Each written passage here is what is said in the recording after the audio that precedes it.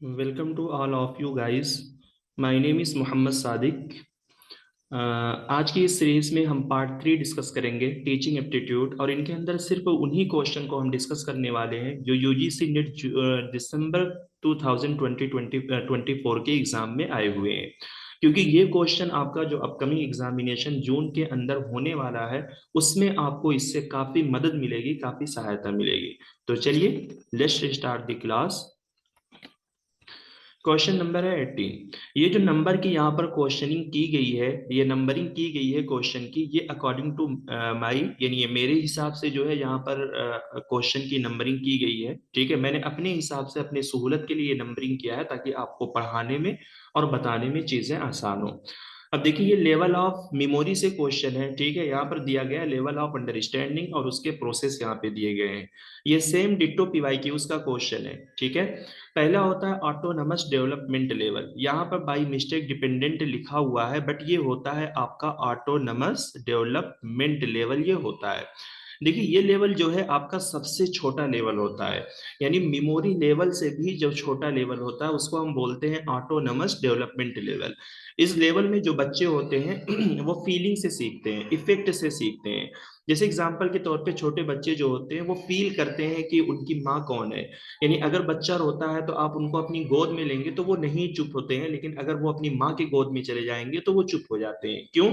क्योंकि उनको, उनके पास ये सेंस होती है, ये फीलिंग होती है, वो महसूस कर लेते हैं कि कौन मेरी माँ है, कौन सी मेरी माँ की गोद है या कौन सी नहीं है। ठीक है, तो ऑटोनमस डेवलपमेंट लेवल को हम रिलेट करेंगे टू से, इफेक्ट एंड फीलिंग। बाकी आपको मालूम है कि मेमोरी लेवल जो होता है जिसके अंदर हम क्या करते हैं, चीजों को रट्टा मारते हैं।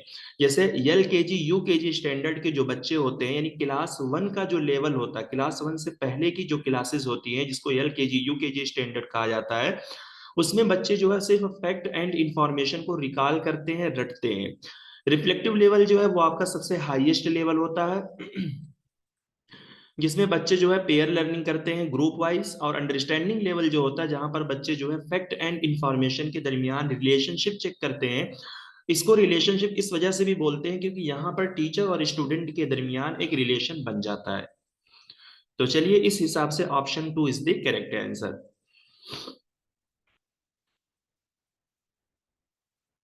जी, the theory of memory that emphasize the degree to which new material is mentally analyzed is known as।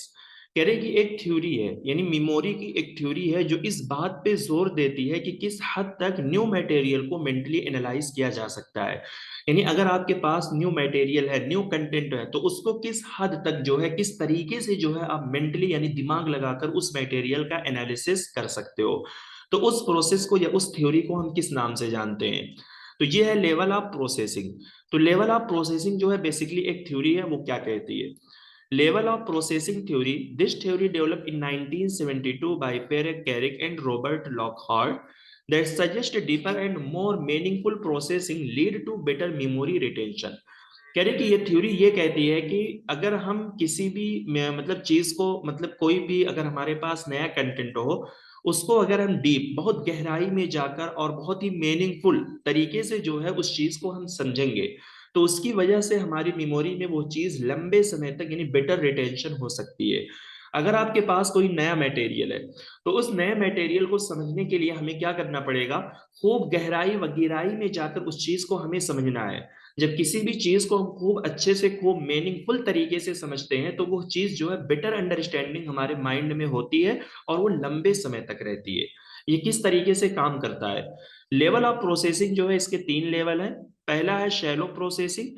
कह रहे कि this involves focusing on the physical और sensory characteristic of the information like the appearance of word. जैसे अगर आपके पास new content है, तो उस कंटेंट में सबसे पहले आप क्या करोगे? वर्ड की अपीयरेंस को देखोगे, यानी वर्ड का सेंटेंस देखोगे, यानी इस वर्ड के अंदर किस तरीके की जो है सेंटेंस है, मतलब सिनोनियम्स है, एंटोनियम्स है, ठीक है, या मतलब किस टेंस का यूज करके वर्ड लिखा गया है, कुछ इस तरीके की चीजें, यानी वर्ड का स्ट्रक्चर्ड एक तरीके से आप यहाँ पर देखते हो। सेकंड में है intermediate processing. This focus on the sound और प्रोनाउंसिएशन ऑफ इंफॉर्मेशन। तो सेकंड में जो है, जो हमारे पास कंटेंट है उस इंफॉर्मेशन की प्रोनाउंसिएशन या साउंड पे जो है फोकस किया जाता है। लास्ट जो है आपका deep processing. This involves relating information to existing knowledge, analyzing its meaning and making it personally relevant.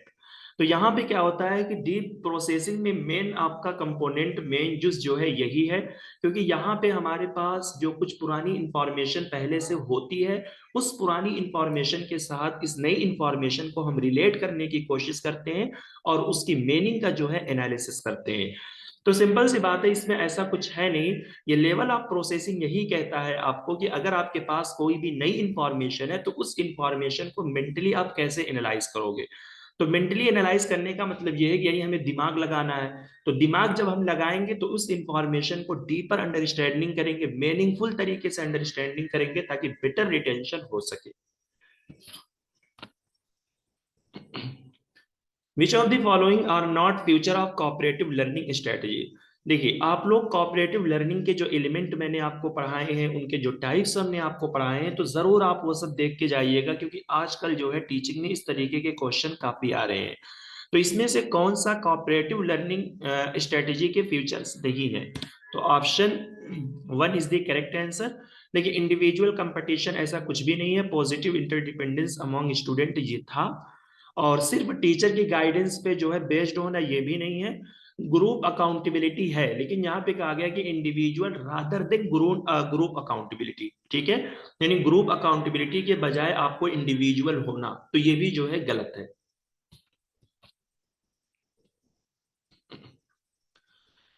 परमेसिव classroom management style. ठीक है, देखिए, मैं क्लासरूम को मैनेज करने के 4 स्टाइल होते हैं, यानी 4 तरीके होते हैं। तो इनमें से एक होता है परमेसिव। परमेसिव में क्या होता है, तो इसका सही जो आंसर है ऑप्शन सी। इसमें कहा गया कि allow student considerable autonomy with little support. देखिए, परमेसिव में क्या होता है कि टीचर का बच्चों पर बिल्कुल भी कंट्रोल नहीं होता। ठीक है, यानी थोड़ा बहुत सपोर्ट जो है मिल सकता है, बच्चों को फुल ऑटोनॉमी मिलती है, लेकिन टीचर का कंट्रोल नहीं होता। तो आपको मालूम है कि जब टीचर का कंट्रोल क्लासरूम के ऊपर नहीं रहेगा, बच्चों को जो है ऑटोनॉमी मिलेगी, तो बच्चे खुद इन्वॉल्व नहीं होंगे, यानी कोई काम नहीं करेंगे। जब तक टीचर का दबाव बच्चों पर नहीं पड़ता है, तब तक बच्चे खुद से कोई काम नहीं करते। तो क्लासरूम मैनेजमेंट स्टाइल एक है आपका अथॉरिटेरियन स्टाइल। इसमें क्या है कि high teacher control and minimal student involvement. देखिए, अथॉरिटेरियन स्टाइल में क्या होता है कि टीचर का जो कंट्रोल होता है वो फुल स्टूडेंट पर होता है, यानी फुल्ली कंट्रोल जो है क्लासरूम के ऊपर टीचर का होता है, और बच्चों की इन्वॉल्वमेंट यहाँ पे कम होती है। क्यों कम होती है, क्योंकि सारा काम जो है यहाँ पर टीचर करता है। ठीक है, इस वजह से बच्चों को यहाँ पर आजादी नहीं दी जाती कि बच्चे खुद से कोई काम कर सके या टीचर के बगैर कोई काम कर सके। The teacher set clear rules and expectation, enforce them, follow strictly and uses punitive measure to maintain order. यहाँ पर टीचर लॉ बनाएगा, टीचर पढ़ाएगा, टीचर प्रेजेंटेशन देगा, टीचर सब कुछ करेगा, और बच्चों को जो है उनके लॉ को, उनके ऑर्डर को, उनकी एक्सपेक्टेशन एंड रूल को फॉलो करना पड़ता है। अगर बच्चे नहीं फॉलो करेंगे तो टीचर उनके लिए, उनको जो है पनिश भी कर सकता है, उनको जो है उस चीज के लिए सजा दे सकता है। तो आपको क्या याद रखना है कि अथॉरिटेरियन टीचिंग स्टाइल जो है, मैनेजमेंट स्टाइल जो है, इसमें जो है पूरा फुल कंट्रोल जो है वो टीचर का होता है, और बच्चों की इन्वॉल्वमेंट जो है कम होती है, क्योंकि सारा काम यहाँ पे टीचर करता है। अथॉरिटेटिव स्टाइल, यहाँ पर टीचर और स्टूडेंट के दरमियान जो है रिलेशनशिप बनता है, यानी दोनों चीजें कंट्रोल में होती है, यानी टीचर का कंट्रोल भी होता है और बच्चों की इन्वॉल्वमेंट भी यहाँ पे होती है। Teacher balance the control with student involvement, fostering a structured yet supportive environment. देखिए, यहाँ पे एक सपोर्टिव इन्वायरमेंट होता है, यानी टीचर जो है अपना एक्सपेक्टेशन एंड रूल वगैरह यहाँ पे सेट करता है, लेकिन बच्चे भी यहाँ पे पार्टिसिपेट करते हैं, बच्चे कोलैबोरेशन करेंगे, पार्टिसिपेशन करेंगे, और डिसीजन मेकिंग वगैरह का काम यहाँ पे करते हैं।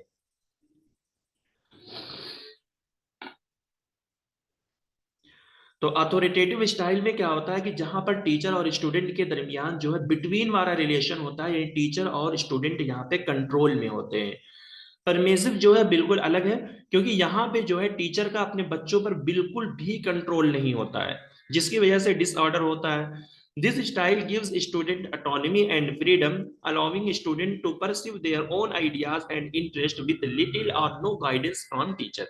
तो परमिसिव में क्या होता है कि यहाँ पर टीचर का अपने स्टूडेंट पर बिल्कुल भी कंट्रोल नहीं होता, जिस वजह से जो बच्चे होते हैं उनको ऑटोनॉमी तो मिलती है, तो वो काम करेंगे भी नहीं भी करेंगे। तो आपको मालूम है कि जब टीचर का क्लासरूम पे कंट्रोल नहीं होगा तो वो बच्चे जो है कुछ भी काम नहीं करेंगे, क्योंकि उनको फुल आजादी रहेगी, वो खेलेंगे। इंटेलिजेंट क्या होता है? Is a high level of involvement which student and a low level control of over the classroom. ये बिल्कुल पीएचडी लेवल का आप समझ लो कि जहां पर बच्चों की इन्वॉल्वमेंट बहुत ज्यादा होती है और टीचर का जो कंट्रोल होता है वो बिल्कुल लो होता है। Teacher in this style gives student freedom and engagement but may struggle to maintain a structured learning environment. तो टीचर का कंट्रोल कम होता है, लेकिन टीचर की ये कोशिश होती है कि वो लर्निंग एनवायरनमेंट को जो है क्या कर सके, मेंटेन करके रख सके, बरकरार करके रख सके। इसको आप इस डायग्राम के थ्रू समझ सकते हो। देखिए, अथॉरिटेरियन एंड अथॉरिटेटिव की अगर बात की जाए तो टीचर का कंट्रोल क्या होता है, इन दोनों में ज्यादा होता है। ठीक है। वहीं पे अगर परमिसिव एंड इंटेलिजेंट की बात की जाए तो यहाँ पर टीचर का कंट्रोल जो है बिल्कुल कम होता है। और अगर अथॉरिटेटिव एंड इंटेलिजेंट की बात की जाए तो यहाँ पर स्टूडेंट की इन्वॉल्वमेंट जो है बहुत ज्यादा होती है। ठीक है। और अथॉरिटेरियन एंड परमिसिव की अगर बात की जाए तो बच्चों की इन्वॉल्वमेंट जो है बहुत कम होती है। मैंने जो आपको ये स्लाइड दिखाई है उस पूरी स्लाइड की जो है समरी यही है। अथॉरिटेरियन एंड अथॉरिटेटिव में टीचर का कंट्रोल ज्यादा होता है। वहीं पर परमिसिव एंड इंटेलिजेंट की अगर बात की जाए तो इनमें टीचर का कंट्रोल कम होता है। अथॉरिटेटिव एंड इंटेलिजेंट की बात की जाए तो स्टूडेंट की इन्वॉल्वमेंट ज्यादा होती है और अथॉरिटेरियन परमिसिव में जो है स्टूडेंट की इन्वॉल्वमेंट कम होती है। तो आप अगर इस चीज को नोट कर लेंगे तो आसानी आप चीजों को जो है समझ जाएंगे। तो आज की क्लास को जो है यहीं पे खत्म करते हैं। ठीक है। आज से जो है ये सीरीज आपकी कंटिन्यू होने वाली है। कुछ परेशानी की वजह से, कुछ सेहत कंडीशन खराब होने की वजह से क्लासेस रेगुलर बेस पे आप लोगों की नहीं आ पा रही थी, लेकिन अब जरूर आएगी और एग्जाम तक जो है ये सीरीज कंटिन्यू होने वाली है। तो चलते मिलते हैं नेक्स्ट वीडियो में। Thank you so much.